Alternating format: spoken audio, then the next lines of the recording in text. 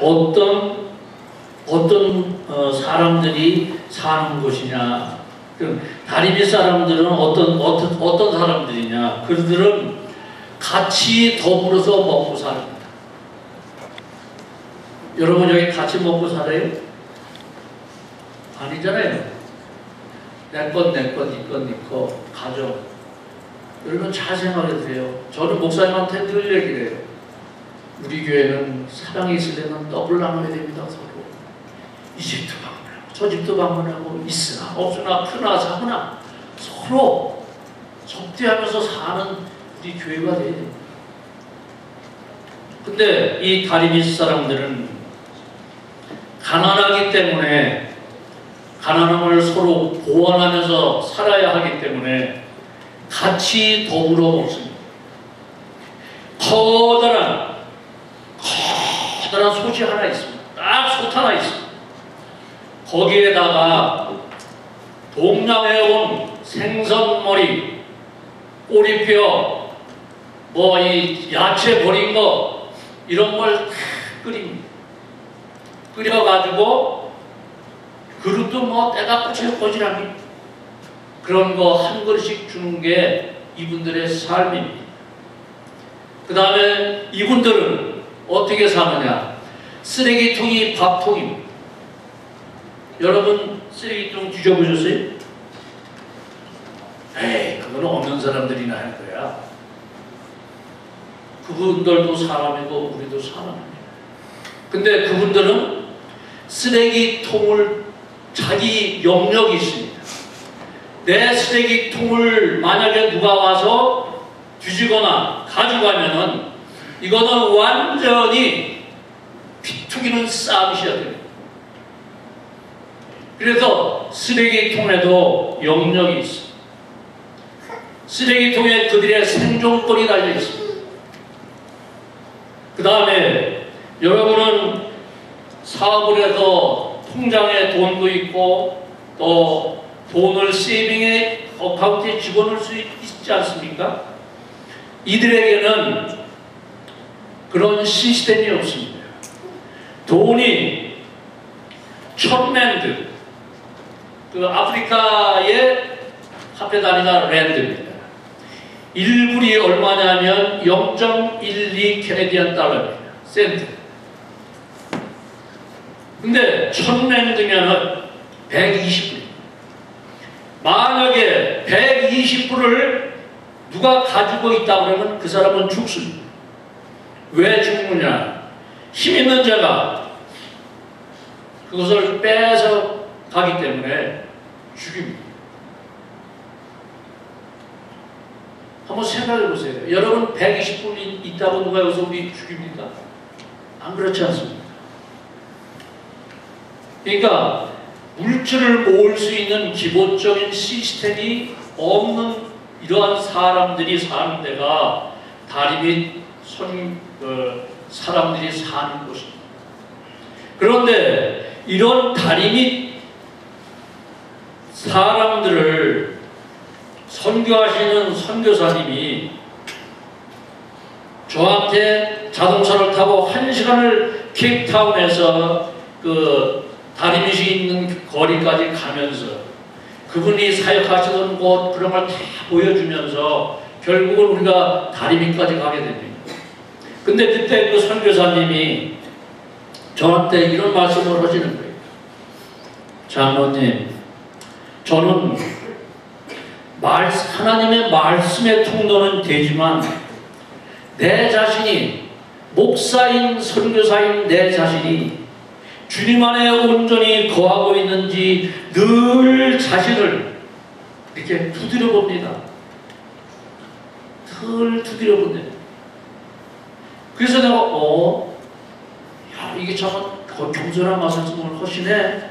또 그러더니 또 뭐라고 그러시냐면 장로님, 저는 사실 선교사인지 목사인지 제가 분명하지도 않습니다. 왜냐? 그냥 저 영혼들하고 사는 것뿐입니다. 저는 어디 다른 지역에 선교도 못 나가봤습니다. 그래서 저는 엄격히 따져보면 선교사라고 말 들을 자격도 없습니다. 또 이렇게 말씀을 하시는 거예요.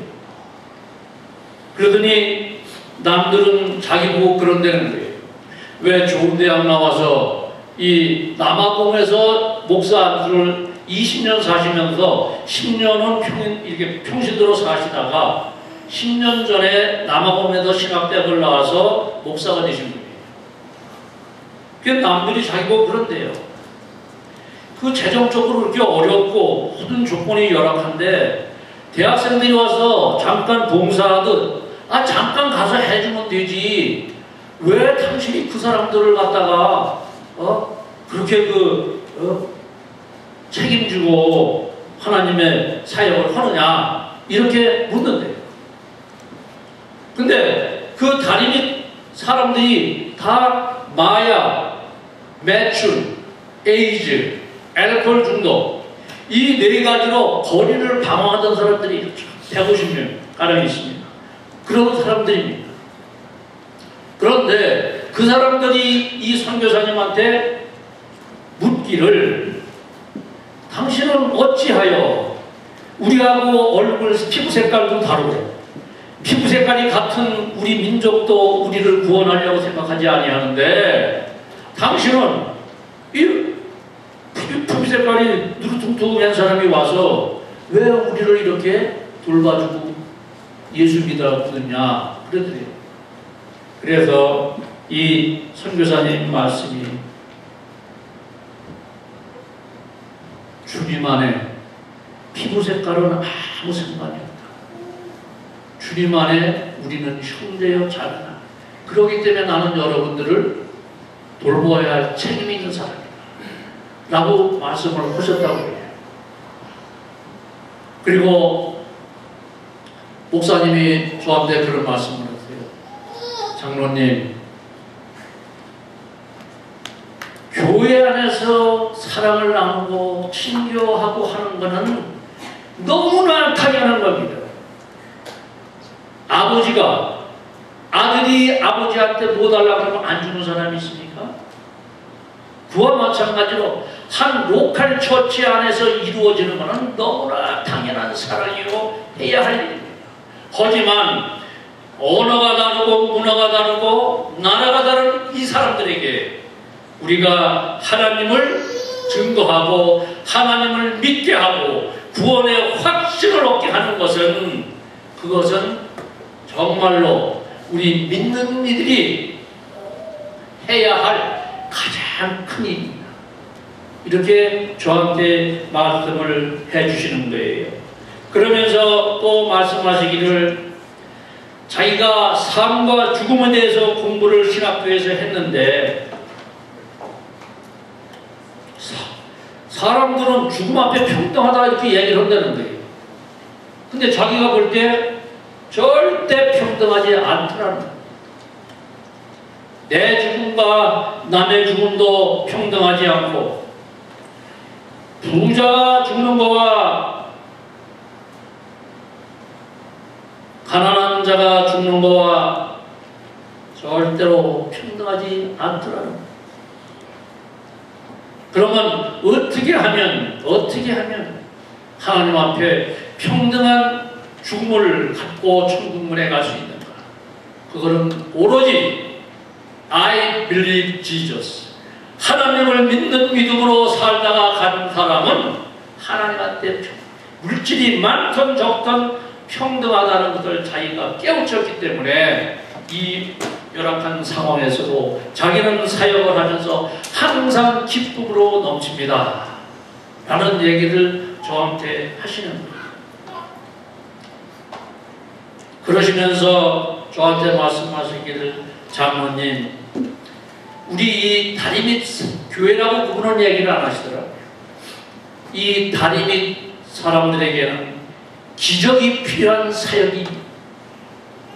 성경에 나오는 기적이 그대로 이 다리 밑에 일어나야 될 교회입니다.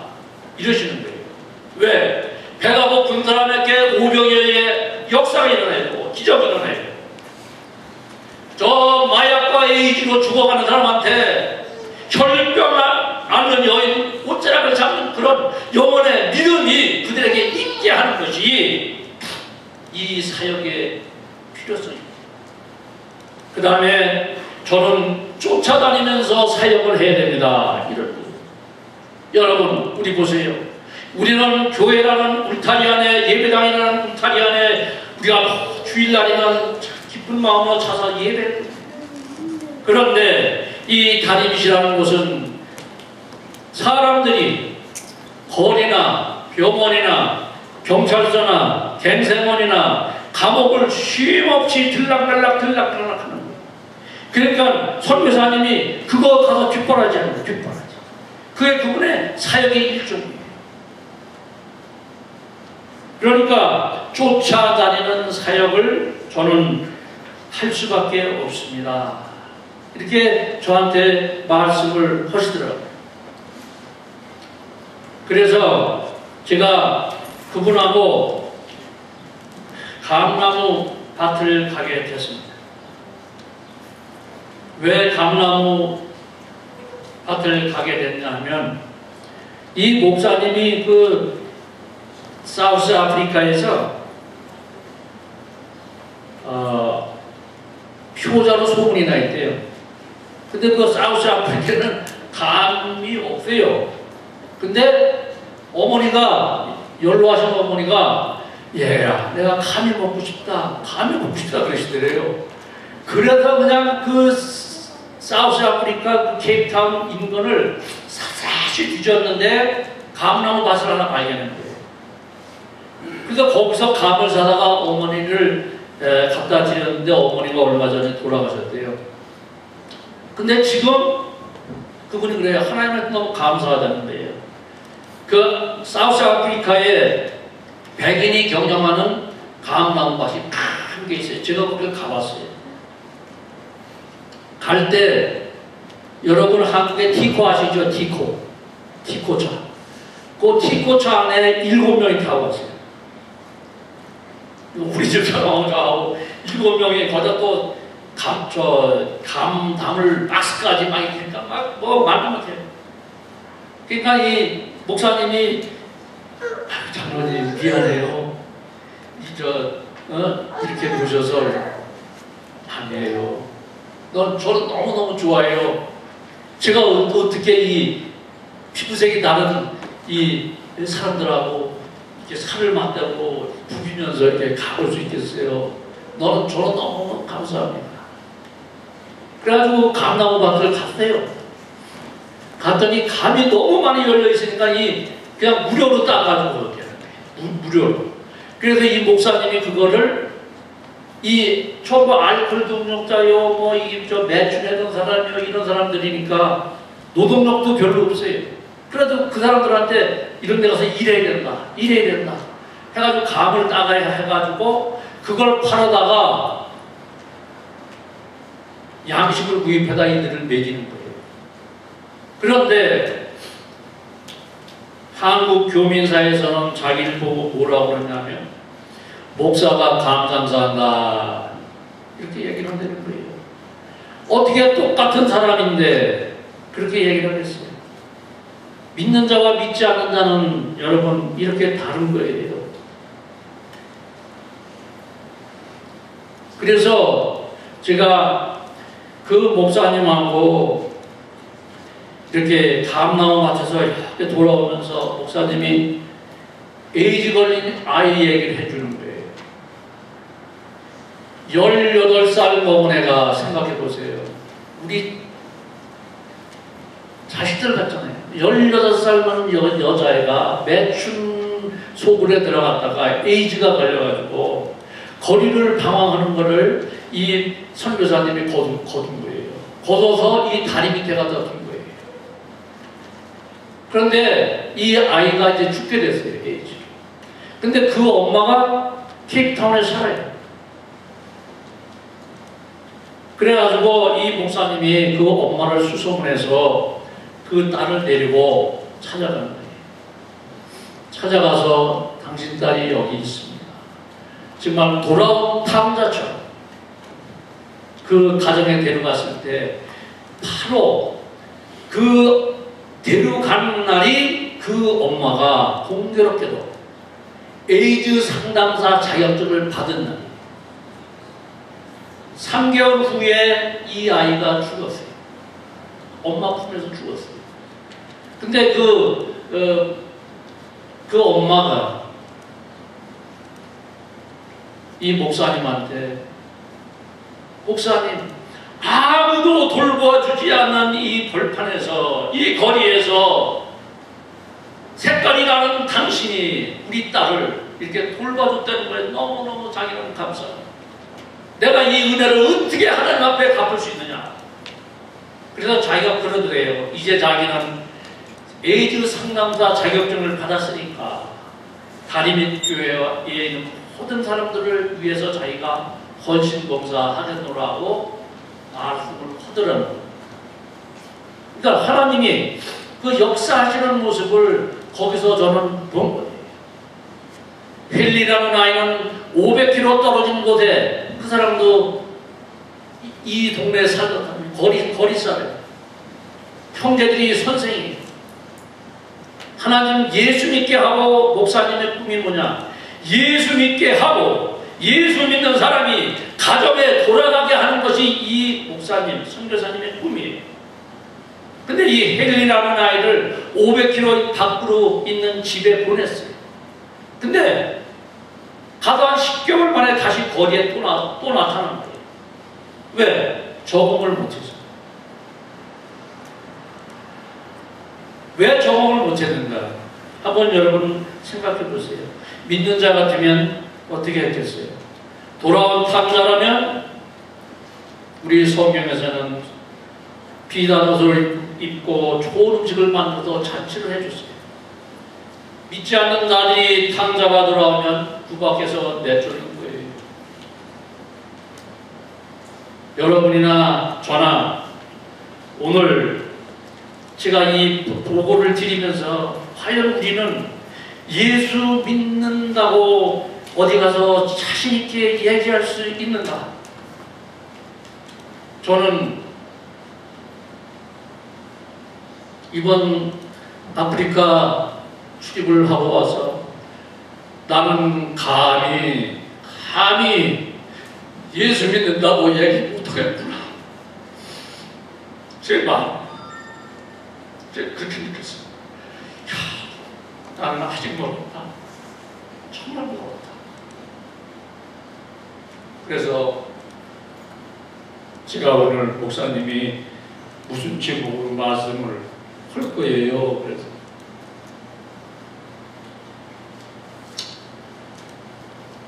쭉 그랬어요. 성경은 말씀입니다. 말만 무성한 교회, 말씀만 넘쳐 흐르는 교회, 그 교회는 죽은 교회입니다. 제가 이번에 아프리카를 다녀와서 하나님의 음성을 저는 분명히 들었습니다. 행함이 없는 믿음은 죽은 믿음이다. 그럼 여기서 오늘 신숙의 집사님이 낭독하셨지만, 행한다는 것은 가난한 사람한테 먹을 것, 배고픈다는 게 뭐 죽은 사람한테 덮을 것, 이걸 주는 것으로 성경에 나와 있습니다. 여기에 행함의 깊은 뜻은 뭐냐? 여러분 이걸 아셔야 돼요. 마태복음 28장 18절에 20절까지 하나님이 제자에게 분부하신 말씀이 있어요. 땅 끝까지 가서 전해라. 여러분 마음속에 한번 손을 얹고 생각해 보세요. 내가 하나님을 섬기면서 내 마음에 내 가족, 내 형제 울타리 밖으로 내가 내 심정을 내던지고 있는가? 아니면 내가 진정으로 내 가족과 내 자식과 나만을 위해서 믿는다고 하고 있는가? 이거를 오늘 이 시간에 여러분이나 저나 반성해요. 제가 우리 한번 되돌려봅시다. 여러분 삶에 정말 사랑하는 흔적이 있습니까?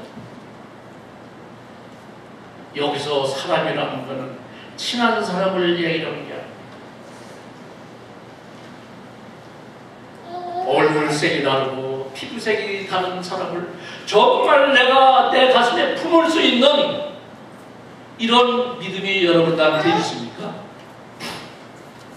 죽은 믿음이라는 것은 자신만을 기쁘게 하는 믿음은 죽은 믿음이라고 했습니다. 하나님을 기쁘게 하는 믿음이 산 믿음이라고 했습니다. 여러분, 저나 여러분이나 우리 산 믿음을 믿는 제자 됩시다. 두 번째로, 하나님이 여러분의 삶에 인도하심을 받는 흔적이 있는가 생각해 보십시오. 내가 살아온 연륜에, 내 믿음의 연륜에 정말 하나님이 나를 이렇게까지 인도하셨다. 그러면 여러분 입에서는 감사함이 쏟아질 겁니다.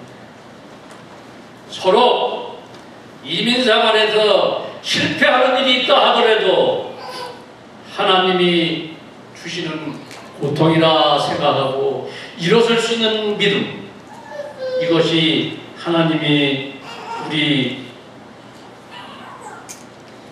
내에 인도하시는 흔적입니다. 마지막으로, 하나님을 위해 헌신하는 것이 있는가? 내가 헌신한 적이 있는가? 여러분, 우리 오늘 동영상을 봤죠? 수련회 가서 정말 우리 형제자매들 다 합력해서 하는 겁니다. 그것이 뭡니까? 말보다 행동은 말보다 크게 말하는 겁니다. 말은 공허합니다. 말은 공허해요. 행동은 큰 겁니다. 여러분, 정말 오늘 야고보서에서 우리에게 주신 말씀대로 여러분의 믿음이 행하는 믿음이 되게 되시기를 주님 앞에 간구드립니다. 끝으로 제가 그리스도 예수 안에서 우리 담임 목사님을 통해서 여러분이 성경도 배우고 제자 훈련도 하고 정말 기도도 하고 애찬도 같이 나누고, 이것이 우리 믿음이 전부가 아니라는 것을 깨우쳐 주시기 바랍니다. 이것은 여기서 우리가 선수가 본 시합에 나가기 전에 트레이닝하는 겁니다. 트레이닝. 남을 정말 하나님을 모르는 이들에게 달려갈 수 있고, 하나님을 모르는 이들에게 내가 물줄기가 돼주고 로프가 돼주고, 이런 선교의 작은 미랄이 되기 위한 훈련에 불과한 겁니다. 여러분 결코 이 자리에 만족하시면 안 돼요. 우리 교회가 정말로 건강한 교회, 건강한 가정, 건강한 영혼이 되려면 우리가 이런 생활에서 만족하셔서는 안 됩니다. 우리 다 같이, 여러분이나 저나 어떻게 하는 것이 하나님이 기뻐하시는 삶으로 사는 것인가 하는 것을 늘 자기 가슴에 되물어 보시기 바랍니다. 저도 되묻고 있습니다. 그 다음에 마지막으로, 우리 예배 끝나고 부르는 찬송가 가운데 저 산지를 내게 주소서 하는 가사가, 그래서 제가 참 하나님은 놀라우시네요. 왜? 제가 아프리카에서 올 때 아버지 하나님, 이 산지를 제게 주소서 그랬습니다. 우리 교회는 인도, 중국, 방글라데시, 중국을 선교하고 있습니다. 선교를 돕고 있습니다. 하지만 나 개인, 박충선 장로 개인은 이제 이 다른 사람들을 내 산지로 주십시오. 내 능력껏, 내 힘 닿는 것, 나는 이 산지를 주시면 제가 돕겠습니다 라고 하나님한테 소원하고 왔습니다. 제가 제일 자랑이 아닙니다. 월요일날, 돌아오는 월요일날 제가 깡통을 판 돈을 이곳에 보냅니다. 약 6,000랜드가 됩니다. 무지무지한 돈입니다. 거기 우리가 볼 때는 작은 돈이지만 거기에 갈 때는 어마어마한 역사. 여러분이 교회에 선교헌금을 내고 인색한 마음으로, 세많은 마음으로 여러분 헌금하지 마십시오. 돈의 액수가 문제가 아닙니다. 여러분의 마음을 담아서 벽돌 쌓기, 감사헌금, 선교헌금, 11조, 이거는 여러분의 마음을 하나님이 보고 계신 거예요. 그렇게 해주시기를 간곡히 여러분한테 간구를 드립니다. 우리 저마다 저 산지를 내게 주소서 하는 그 믿음을 여러분들이 깨우치시기를 부탁합니다. 며칠 전에 제가 김용환 선교사님하고 연락을 하는 중에 청천벽력과 같은 소리를 들었어요. 장로님, 어느 사람이 와서 우리가 끓여먹는 솥단지를 도둑질해 갔어요. 끓여먹을 수가 없는 거예요. 그러면서 목사님이 뭐라 그랬냐면, 목사님, 저기 장로님 이제 생식을 해야 돼요. 생식을 할 수밖에 없어요. 왜? 제가 그때 얘기해요. 한국에서 선교사로 파송되신 분들은 선교 자금 루트가 있습니다. 근데 이분은 남아공에서 목사가 되신 분이라 선교 루트가 없어요. 선교비 지원받은 루트가 없어요. 그래서 제가 결단합니다. 근데 그분이 저한테 이런 글을 보내오셨어요. 마지막 남은 한 솥이 없어졌다. 그래서 한솥교회가 하지 않길 잘할 것 같다. 그래, 솥이 없어도 교회다. 주일 예배를 드리면서 시정일관 솥에 대한 이야기와 교회란 무엇인가에 대해 나누게 되었다. 핸드릭스가 부서진 기타를 들고 나왔다. 오늘 고치러 갔었다. 큰 솥 한 솥에 가득 맛있는 냄새는 없어도 오늘은 찬송으로 가득 찬 단임 및 예배였다. 기타 칠 수 있는 분 3명, 키보드 칠 수 있는 분 1명. 그래, 피리 불고 장구 치고 찬양으로 가득 찬 단임 및 교회. 기타가 없고 키보드가 없어도 교회는 교회다. 솥이 도난당에 은혜스럽던 주일 예배였다. 예배가 끝나니 니코가 감전사로 주님의 품에 안겼다고 헨나가 얘기한다. 올해 18살, 아직 어린 나이에 일하던 중 주인의 실수로 생명을 잃었다. 지난 화요일 사고가 났었고 지난 토요일 장례가 끝났다. 나도 몰랐다. 다리미 식구들도 몰랐다. 나는 뭘 하고 있었던가? 안다고 해도 뭐 할 수 있었던가? 치러진 장례가 감사하기도 하고 분노가 나기도 합니다. 그래서 다니는 교회가 교회다운 교회가 되고자 합니다. 그래서 교회 안에서 서로가 서로를 돌보고 또 돌보고, 지금은 내가 목사인가 생각하고 있다. 이런 글을 저한테 보내오셨어요. 자, 우리 영적 가족 여러분, 제가 우리에서 여러분들 앞에 전하는 이 말씀이 오늘 성령님이 분명히 여러분과 나한테 뿔로 메어놓고, 그래, 참 너희 교회가, 제일 교회가 정말 하나님이 기뻐하시는 영적 가족들로 가득 채워지기를 하나님이 바라보고 계시고 또 그렇게 원하고 계시다는 것을 여러분 아실 것을 부탁을 드립니다. 제가 너무 당해졌다고 그러나 제가 마지막으로 이제 말씀을 마치면서 글을 쓰는 사람이니까 다리미 사람들 99번 거절당한 구걸 끝에 한 번만은 동량으로 서럽게 서로 달라붙은 창자를 떼어놓으며 쓰레기통 밥상 삼아 욕한 냄새에 마다않고 뒤전에 음식 찌꺼기로 허기진 배에 채워야 하는 가난한 부자 다리미 사람들, 그들의 부모 형제는 어디서 숨어 이 모습을 보고 있느냐.